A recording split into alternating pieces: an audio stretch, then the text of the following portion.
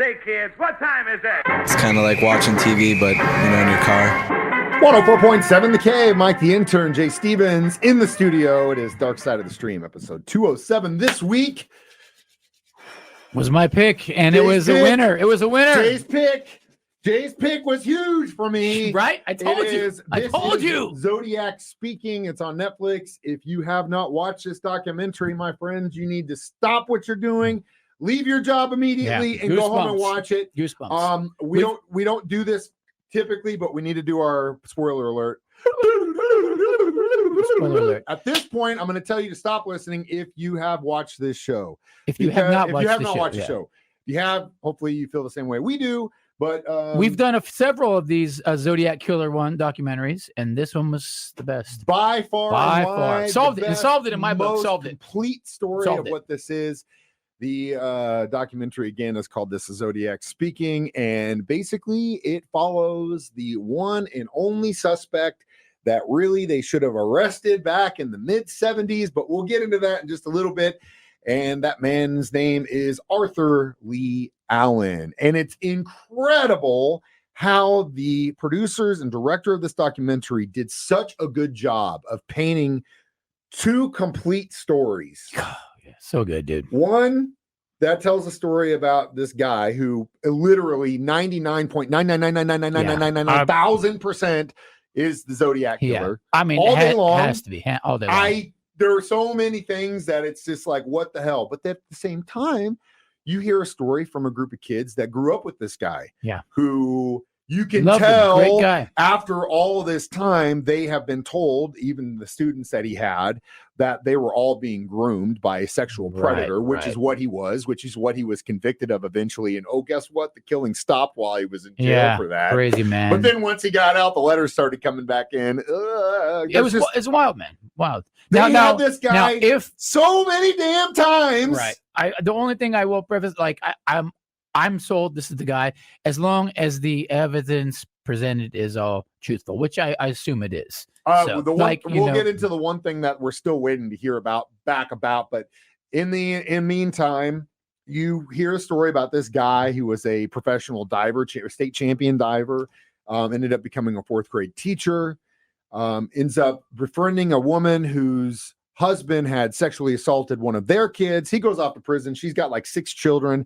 He sees an opportunity, and as sexual predators do, and leans on to her and starts coming around and hanging out with the kids. Those kids, for the most part, said they had a very happy childhood. Yeah. I think he was using them as an alibi. He absolutely was using them as an alibi. I'm just out with my kids, officer. And did it whenever he took the older two and drugged them. And that's when they realized all these times that they had been taken to the beach, they had been taken to the stuff, they had been drugged by this man and they had no clue. Yeah.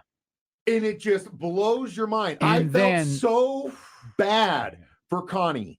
Yeah. I felt so bad because not only was she assaulted by her own father, the next person that comes in who is another father figure in her life also does the same thing to her. And then for years and years and years, she still stood by this guy. She didn't really know. Even until his death, she was going sailboating with him up until the moment gave her his died. Boat, she loved him, and the family said he was a great guy. Blown. It was incredible. And then when you start to get all the pieces together that they present, look, goosebumps again. Let's talk about the coincidence next when we return. Dark Side of the Stream on 104.7. Mike the Intern, Jay Stevens back in the studio. Dark Side of the Stream, episode 207. This is Zodiac speaking. Really, I just got to take a moment and talk about the police departments in California and or Vallejo, California specifically. 2 of the most active and prolific serial killers to ever come across the entire planet. The same area. Literally in the same area, active in the same. I don't know what that says about you, law enforcement in California, but it doesn't say a whole lot of good stuff because you're going to tell me you guys served this dude 3 times. Searched his house. And again, the last time when they went down there and found all the stuff that they found, the clippings, the stuff, but then they had no evidence to tie come it. on, it's just man. like, dude, I can't. I don't know how they don't. I don't know. California law must be just backwards as hell. I don't understand it. But you're telling me you go and serve a warrant to a registered sex offender who has served time for sexual abuse of a minor, and you find pipe bombs under his house, and it's not an immediate lock this dude up. He's got bombs under his house. And all the just. Are you kidding me? I know. Are you kidding me? Like, that was like, wait a minute. Even if they didn't have any evidence to tie him to the killings, he is a registered sex offender that's got pipe bombs under his house. Even without all that, I feel like if I had a pipe bomb, that I would probably get arrested, right? It's California. Are you allowed to just have pipe bombs, man? He's got 6 pipe bombs under his house. I would think if I had one pipe bomb that I would get arrested, right? Like, wow, okay. So yeah, that was one thing where I just couldn't believe they didn't take him in for that. But then after the stabbing, they pulled him over. Got a bloody knife in the car. He's at the beach. Cop asked him, "Hey, what are you doing with that bloody knife?" "Oh, I was killing chickens." Okay. At the beach. All right, cool. We'll see you, buddy. Got his ID. And guess who they know there's people getting killed in the area. Arthur Lee Allen. Then after he kills that woman in the city, they actually stop him walking away from the scene and ask him where the killer went. Yeah, did you see anything weird? Oh, yeah, the dude went that way. That's the move. That's the move. That's the move, bro. The move if you're a serial killer, it's the opposite of what you should do if you're in law enforcement. I was like, oh my God. And then they stop him again when the racetrack thing happened and the murder happened in that area. Yep. He had the kids passed out in the back of the car. He's like, I just took my kids to the race. It's 4 a.m. Yeah, man. Yeah, like so many damn opportunities to take this guy down, and they just let him go. And then no wonder they don't want to talk about it, and they don't want to try it because it's just like it's such a huge ball blemish. drops, a lot of ball drops. Yeah, and you can't.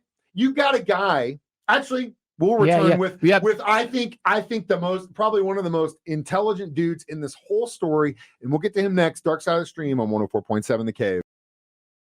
Mike the Intern, Jay Stevens, back in the studio, Dark Side of the Stream, episode 207. This is Zodiac speaking. So, of course, the 2007 movie Zodiac that David Fincher put out was extremely accurate. And it also basically told the story of a cartoonist, not an investigative journalist, not a police officer, not a detective, just a dude who draws political cartoons who happens to be working at the San Francisco Chronicle who likes to eavesdrop.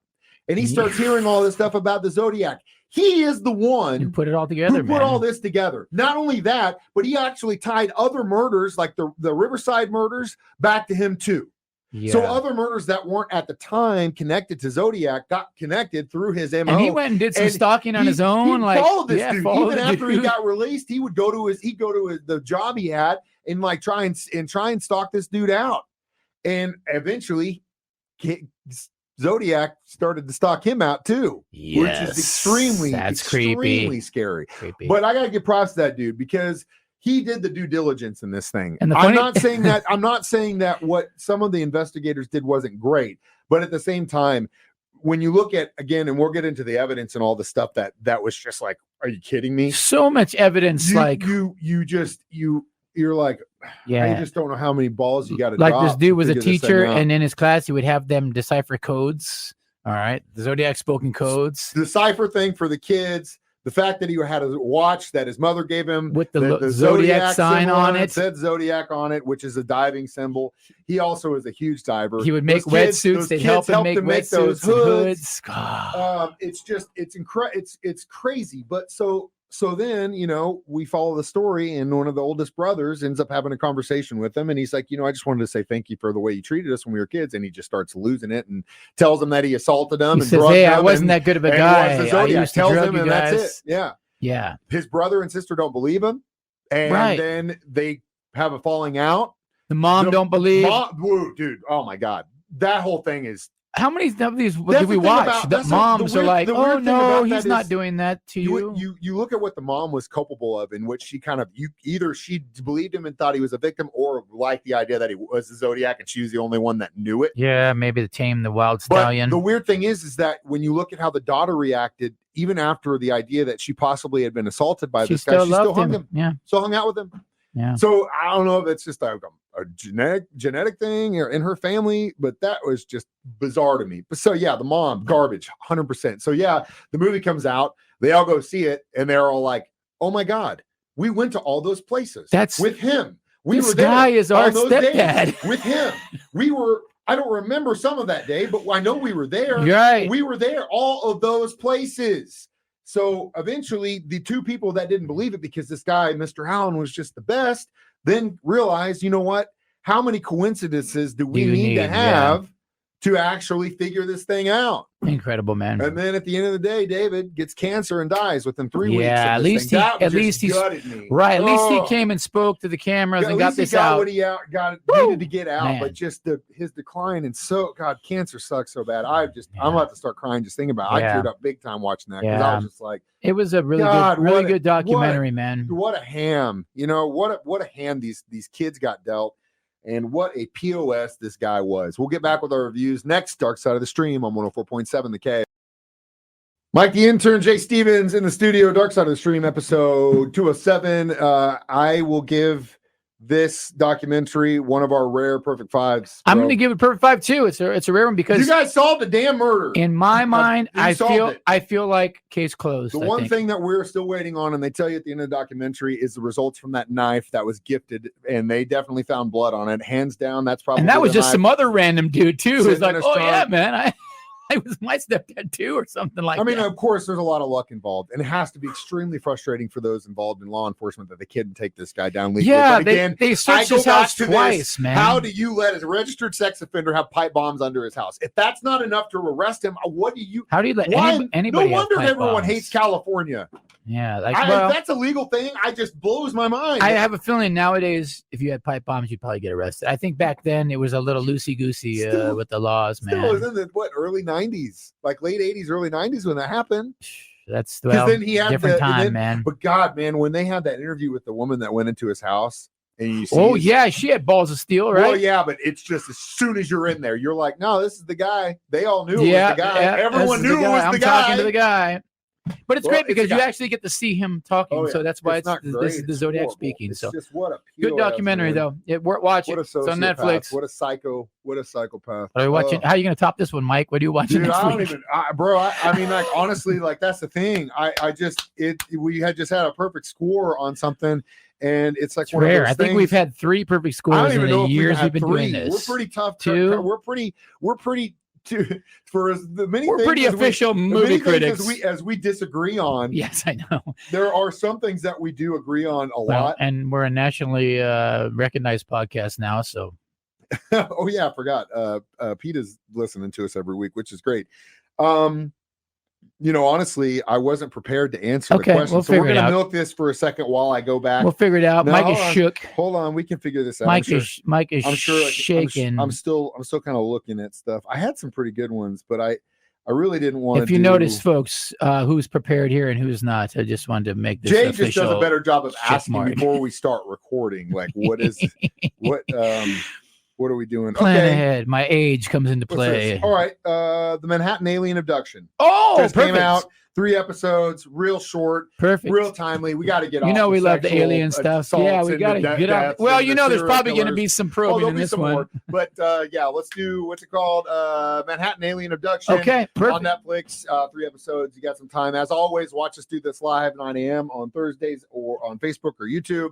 I play it during my show at that point. Jay plays at his show at 6 p.m. And then you can always download it as a podcast on our 104.7 The Cave app. I'm Mike the Intern. That's Jay Stevens reminding you. We watch documentaries so you don't have to. You don't have to. Dark Side of the Stream on 104.7 The Snooze.